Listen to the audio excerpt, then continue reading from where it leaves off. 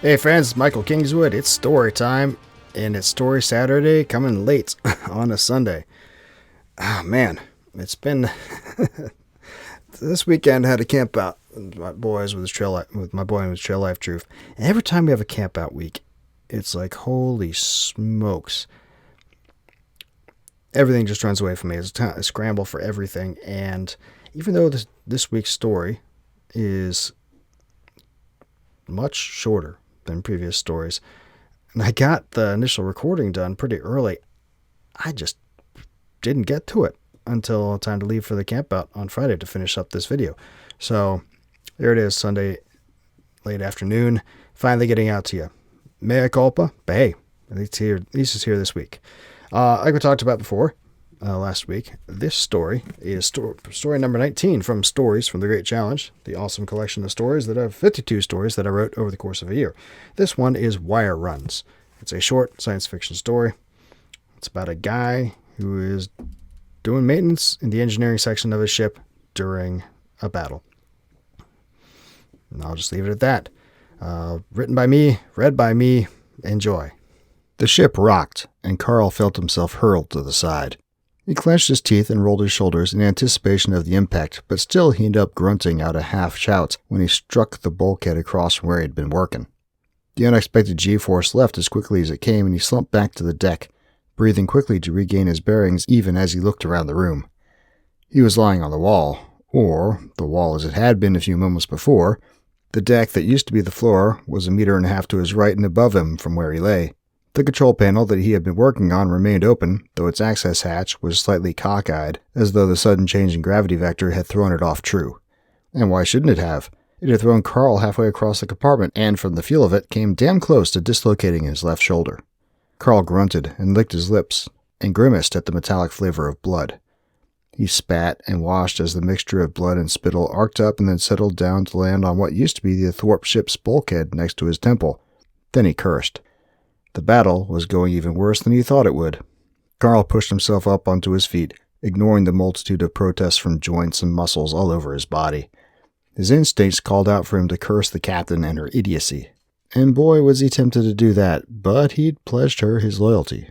So instead, he kicked on the magnetic grips of his boots and, ignoring the pain, he stepped over onto the wall that used to be the floor, and holding himself erect against the third G pull down from his right, he stalked back toward the engineering control panel that he'd been working on before all hell broke loose. He reached the panel and took hold of the cover. Looking at it, he grunted. It was warped, but not so bad he couldn't force it back into place. Then it would be just a matter of jury-rigging the fasteners back into place, and the thing would be solid, at least for long enough to last through this battle. An electronic beep, and then the captain's voice echoed throughout the compartments of the ship. Attention all hands. As always, her voice slammed through Carl's defenses, her melodic alto seeming to carry the words against the defenses of his rational mind into the very center of his being, and he felt buoyed by them. The enemy is retreating. We have taken down one of them, and the other is almost crippled. We are in pursuit. Stand strong. Athena triumphs. Carl couldn't hear it through the bulkhead separating himself from the other members of the crew, but he could feel them shouting huzzahs, fists launched toward whatever passed for the ceiling as the Athena adjusted her flight vector to send her on toward the last of the enemy ships, and victory. And with victory, prize money. But that wasn't Carl's concern. He had to get this panel back online and fix the local gravitic system. His shoulder cried out, reminding him of the necessity of his mission. And then the acceleration vector changed again. He felt pressed into his boots as the engines kicked on full thrust in the direction of the ship's hull, and he was once again standing on the floor as it was designed. He glanced to the side toward the bulkhead that so recently had been the floor, and that had thwacked his shoulders so strenuously, and scowled. Then he got back to work. The panel's cover was twisted, but only slightly. It would be easy enough to get it back into place. He might not even need to use a mallet to do it, but the wiring beneath, that connected the touchpad to the circuitry below, was a shambles. Half of the wire bundle was pulled off its connections to the circuit board. And of course, none of the wires had any label tabs connected to them to tell where they were supposed to go. Son of a bitch, Carl said to himself. This was not good at all. He tabbed the communication patch on his right breast, opening a connection to Sven, the chief engineer. A second later, Sven's gruff, gravelly voice came into Carl's ear through his implants. "What's the status?" Sven asked. Carl tried not to let his frustration get into his voice as he replied. Ecologic controls in compartment 16 are shot. Wiring is pulled completely. Don't suppose you've got a wiring diagram. You checked the tech manual? Carl ground his teeth. Of course he checked the tech manual. He tapped the fingers of his left hand together, and the manual's pages opened up in the left side of his vision, fed there by his implants. It showed every electrical connection in the panel he was working on, but it didn't show which wire was which.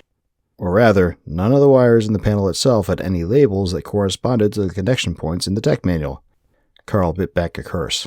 The tech manual's no good. People have been working this thing for so long, none of the connections are labeled anymore. He drew a breath. He knew the answer to the question he was about to ask before he asked it. Don't suppose your folks used wire removal forms? Sven's sarcastic laugh was all the answer he needed. Carl didn't wait for a response. He cut the feed and stood there, pressed down by the engine's thrust, until the pilot needed to shift his course, and swore up a storm. Back when he'd been in the Navy, Carl had cursed his chiefs when they insisted that he use wire removal forms every time he did any kind of work inside a panel. It seemed like the ultimate waste of time. Until the day he'd had to change out a main engine throttle control, which required removing over 200 separate connections. That had taught him the value of knowing what went where. It would have taken him months to put the damn thing back together again otherwise. Now he was looking at the inside of this panel, at maybe half as many connections, all severed, and he felt his spirits sink completely. This was gonna suck. Carl keyed his comms again. It's gonna take me a while to get this fixed then. Going to have to trace each wire back to its source. He paused, then added, Sure would help if you get the captain to not maneuver for a while. Sven snorted into Carl's ear. Lose this ship, we cut our pay in half. Deal with the course changes. The comms cut off and Carl scowled. Easy for Sven to say that. He was up in the bridge, where gravitics weren't compromised. He wouldn't feel each and every little, as if responding to Carl's thoughts, the gravity vector shifted, and he had to clutch onto the panel's stanchion to avoid losing his feet, and to hell with trusting the magnets on the end of his boots to save him. The shift in acceleration eased after a moment, and thrust resumed, simply pulling him down into what had been designed to be the deck. Carl stood there, panting, and swore to himself, and to the empty compartment around him. A big part of him wanted to say, to hell with this, it wasn't worth the hassle. He could fix the damn thing after their engagement was done, it wasn't like there were any vital systems in here. But he set that aside just as quickly as he thought it. Yes, he could put those repairs off, but that would just add to his plate of things to do later, and from the comms so far during Athena's engagement, he would have more than enough stuff to repair once they were through this. Plus, there was always the chance Sven would claim he'd been shirking and convince the captain to cut him back from a full share to half, or even a quarter, which would cast aside a year of toil on the Athena getting to the status he currently had, and not like anyone else on the crew would stand up for him. Lower share for one meant greater shares for the rest. So Carl shoved his misgivings down, tabbed over to the applicable page in the tech manual, and set about tracing the first wire in the control panel back to its source. Carl lost track of the hours. It would have been easy enough to check how long it had been going, but what was the point? The ship had long since stopped its wild maneuvers, and at some point the captain had come over the announcing circuit, declaring their victory and heaping praise on the crew who had brought them to this great victory. And a greater payday, apparently. But Carl paid that no heed. Though part of the crew, he never took the captain's praises over the announcing circuit to heart. He had long ago figured out that she meant the praise for the tactical guys, the ones who fought the ship, or, if a boarding was necessary, stormed the other ship to take out the crew and claim her a prize. Maintenance guys? The ones who kept Athena running and actually made her victories possible? Nary a word for the likes of them. But that was okay. Carl had learned the reality of things back in his Navy days. The techs kept the ships running, the grunts got all the glory. And they did all the dying.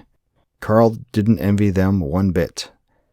Except they never had to trace out unlabeled wires through half a dozen panels to figure out their source, so as to be certain they weren't reconnecting to the wrong portion of a circuit board, maybe blow the whole damn thing out, and with it the life support in a quarter of the ship. The stress of that kind of work ate out a man's liver. But Carl considered at least it wasn't a bullet, so there was that. He looked down at the wire he had been tracing for the last hour, and at the termination point he'd finally located. 2 compartments over from the panel he'd started in, within a minor power panel that was subservient to a network junction 3 decks above. It provided control power to the servo actuators that allowed the ventilation compressors to turn, sending fresh air from the atmosphere processing equipment in the auxiliary machinery room to this, and 6 other compartments in the after third of the ship. He'd been wrong. It wouldn't have just been the space he was in that would have been screwed if he'd not gotten the job done. It would have been much worse than that. But he found it, and ticked that wire off on the form he'd been keeping. Then he made his way back to the original space and to his damaged panel. He looked within. Just a couple more wires to go, and then he would be able to reattach all the leads and get this thing back up to running. After he forced the panel back in place, of course. But those last two looked like they would be easy. And they were. The first led to a grounding strap, essential but easy to follow. The second to an LED on the panel's lid to give a status indication. Carl reattached them, then forced the panel closed and removed the tag he placed on the main power supply to the control panel. He felt a small surge of satisfaction when he flipped the breaker closed and the panel lit up, and then a greater one when he felt fresh air begin to move throughout the compartment again. He took a moment to gather his tools, closing them in the plastic case he always carried them around in. Then he tapped the panel and started walking back forward. The mess called.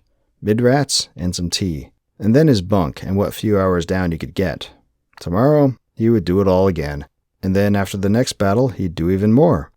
But that was for later. For now, there was just the satisfaction of a job well done. And a nice paycheck when next they hit port. And he figured that was enough. Okay, so that's the story. Pretty fun, I think. That just a fun little jaunt down to the lower decks section of the ship and see what the rank and file do when the high up medicated mucks are actually doing the fighting. Yeah, just sort of a day in the life kind of story, which I like. Yeah, not too much. I'm not going to go too into further about anything else because, frankly, I'm already late enough on getting this to you, and I've got some other things to do this evening. So, hey, I hope you enjoyed it. If you did, please subscribe to the channel or the podcast or wherever it is you're listening to this. Come by michaelkingswood.com, sign up to be a member of the site where you can support my writing endeavors for just a few bucks a month. Sign up for the mail list to learn about new releases. And, of course, go to michaelkingswood.com/store. You can find all my books in any format you want, and directly from me, so you don't have to go through the middleman and give the middleman money that could come to me. You can also go to Amazon, Barnes & Noble, Kobo, Google Play, Apple Books, all the other places you could get books, but it's better to come to me. Anyway, I'll be back next week with the next story Saturday, and as I want to do, I'll tell you what that is right now. It's book story number 20, and this is another Miss Melody story. You may recall Miss Melody from a few stories back. This is Miss Melody and the Knight Gallant, or Knights Gallant, however you want to pronounce it. And another fun portal fantasy story. You'll dig it. Come back Saturday for that, and we'll actually get it to you on Saturday. No kidding. All right, thanks for your patience, and thanks for listening. I hope you enjoyed this. I'll talk to you next time. Until then, don't do anything I wouldn't do.